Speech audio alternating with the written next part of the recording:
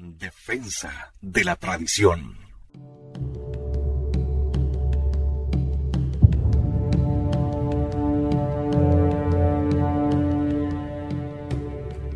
San Pío X y el modernismo, el juramento antimodernista.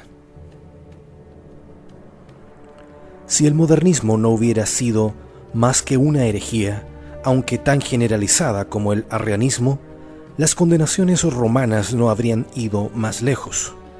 Los herejes obstinados se habrían separado de las filas de la Iglesia para fundar su propio movimiento, como siempre habían hecho. El modernismo, en cambio, convencido de que su postura está bien fundada, tiene la pretensión de reformar la Iglesia desde dentro. Los lobos, disfrazados con piel de cordero, se obstinan en quedarse en el aprisco para transformarlo furtivamente en lobería.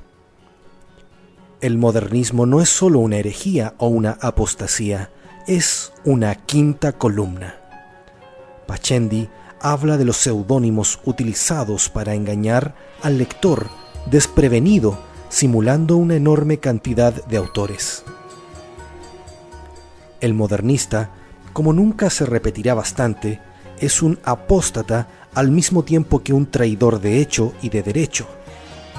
La traición y la duplicidad son partes integrantes de su mismo sistema.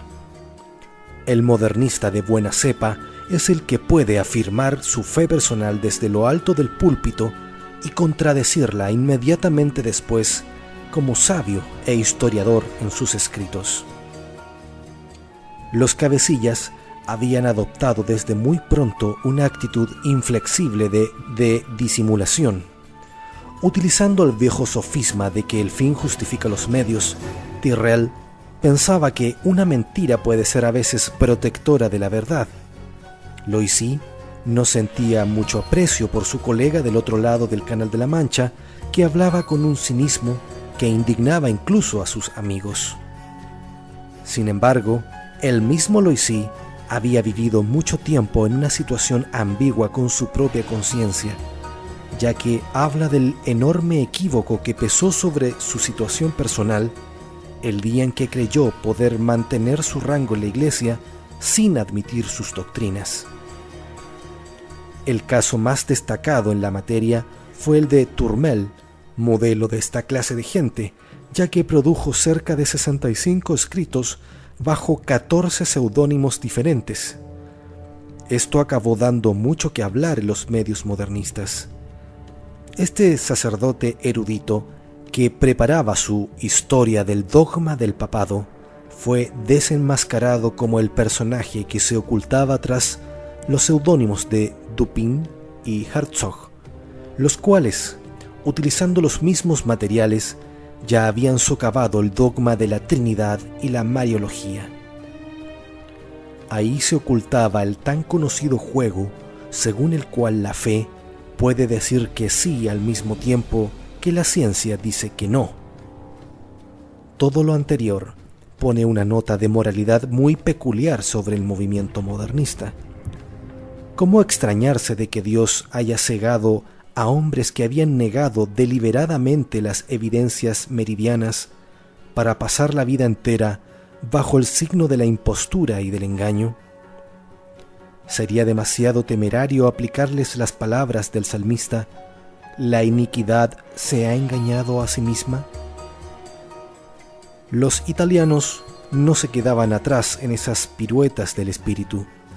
Minocchi, al mismo tiempo que se valía de una prudencia consumada para no herir las susceptibilidades de los guardianes de la ortodoxia, sabía deslizar algunas observaciones destinadas a hacer reflexionar sobre la fragilidad de la antigua teología. Semeria elaboraba asimismo una síntesis elocuente de todas las ideas nuevas. Llevaba su expresión lo más lejos que podía sin rebasar el límite más allá del cual su congregación habría sufrido la ira de la Santa Sede, al mismo tiempo que confesaba en la intimidad que daba poca importancia a la corteza de los dogmas. Estos hombres permanecían dentro de la Iglesia porque no pretendían escandalizar al pueblo con apostasías inútiles. Al contrario, debían elevarlo hacia su ideal religioso. Esto es lo que explicaba San Pío X 3 años después de Pascendi en su motu proprio Sacrorum Antistitum del 1 de septiembre de 1910, comillas. En efecto, ellos, los modernistas, no han dejado de reclutar nuevos adeptos, de agruparlos en una liga clandestina y de inyectar junto con ellos en las venas de la sociedad cristiana el veneno de sus opiniones, publicando libros y diarios sin el nombre de los autores o con nombres falsos. El Papa, después del motu proprio, creaba un juramento especial contra el modernismo. La fórmula estaba redactada en términos tan precisos que no dejaban lugar a ninguna escapatoria. Cada uno de los errores fundamentales del modernismo debía ser formalmente reprobado, y todo eso debía firmarlo de su propio puño y letra todo clérigo con cura de almas. Esa profesión de fe reconocía ante todo que Dios puede ser conocido y por lo tanto demostrado por la luz natural de la razón como la causa por sus efectos, que las pruebas externas de la revelación, sobre todo los milagros y las profecías, son signos muy ciertos del origen divino de la religión cristiana y sobremanera adaptados a la inteligencia de todos los tiempos y de todos los hombres, que la Iglesia fue instituida de manera próxima y directa por el Cristo histórico durante su vida entre nosotros. El juramento reprobaba de forma absoluta la suposición herética de la evolución de los dogmas en el sentido modernista y su noción de la tradición. Profesaba que la fe es un verdadero asentimiento de la inteligencia a la verdad recibida por una enseñanza exterior al sujeto, asentimiento por el cual creemos ser verdadero a causa de la autoridad de Dios, cuya veracidad es absoluta, todo lo que ha dicho, atestiguado y revelado el Dios personal, nuestro Creador y Señor. Ese acto del Santo Papa, evidentemente, fue mal recibido por el bando opuesto, que le echó la culpa de todo a los extravíos de ese párroco rural, dotado de una mentalidad de gondolero veneciano y que, totalmente equivocado, guiaba la barca de Pedro con un bichero. Sin embargo, ese bichero se convertía en un sólido arpón. Los incorregibles sufrían la excomunión ipso facto, lo cual debía poner fin rápidamente a las artimañas encubiertas de los heresiarcas, al menos hasta que llegaran tiempos más felices para ellos.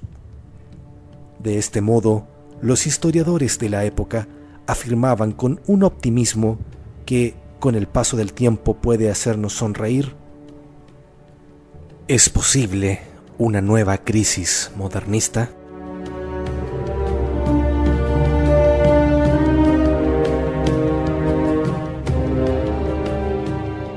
En nuestro próximo capítulo, los resultados positivos de la herejía modernista, ya que, como decía San Pablo, es necesario que hayan herejías.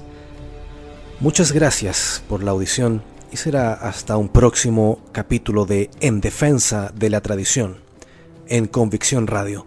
Que Dios nos bendiga a todos.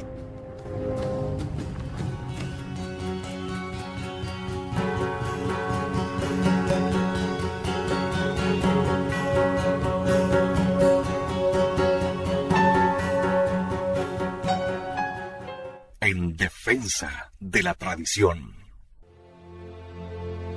La Iglesia no comenzó en el Concilio Vaticano II. Combatir su pasado es un tremendo error.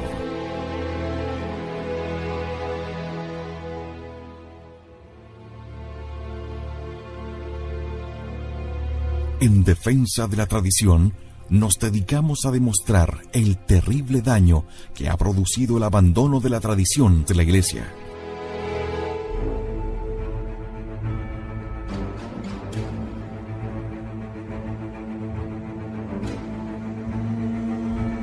Más aún, comprobamos que la tradición de la Santa Iglesia Católica es la verdad que Cristo confió a los hombres.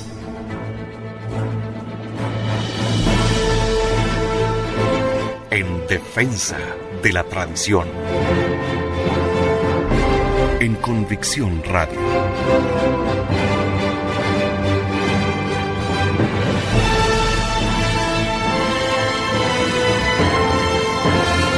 Convicción en la única verdad.